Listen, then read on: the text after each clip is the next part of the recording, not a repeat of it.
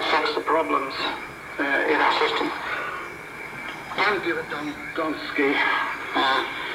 Give our teachers and our kids some discipline, some respect for others and for themselves, and some personal and national pride. Before I throw that question to anybody, are you sitting with your children? Yes, That seems to be the case. We might ask them to respond later.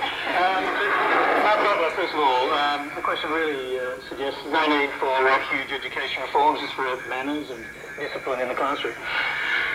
Well, it was a long question, but I'll have a go anyway. I think a couple of the things that this gentleman has talked about are really at the heart of our education reforms, and they are improving our performance in schools around some of the basics like literacy and numeracy, some of the focus as well of our school funding reforms, policies around behavioural management and things like that. I mean, what the Prime Minister has been talking about now for some years is getting Australia up to the top of school performance in the world, particularly compared to some of the nations we traditionally compared ourselves to.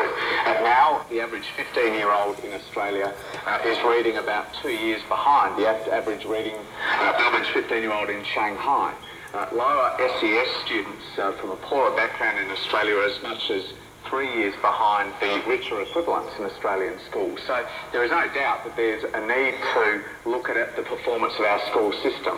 We think getting school funding right is an important part of that, not as an end in itself, but as a means to making sure that money is going to where it is needed most. A quick question on that, if I can jump in, because we've seen the $12 billion write-down on budget revenue, and everyone wants to know where the money's going to come from, not just for Gonski, but for the other big reforms like the NDIS. Are you going to, for example, look to put a levy on Medicare to pay for the NDIS?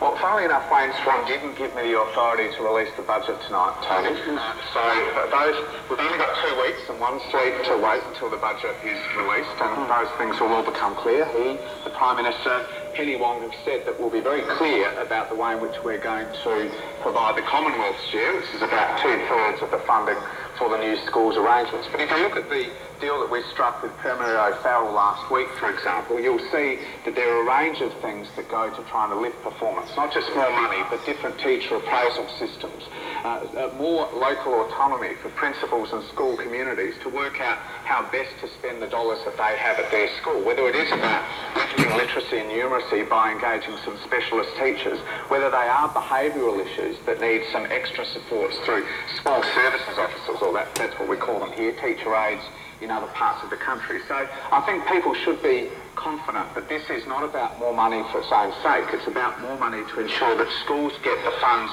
they need, made based on the demonstrable population they have there, and that the money is directed at lifting school performance. That is the end that we have in mind. Let's hear from Jamie Riggs.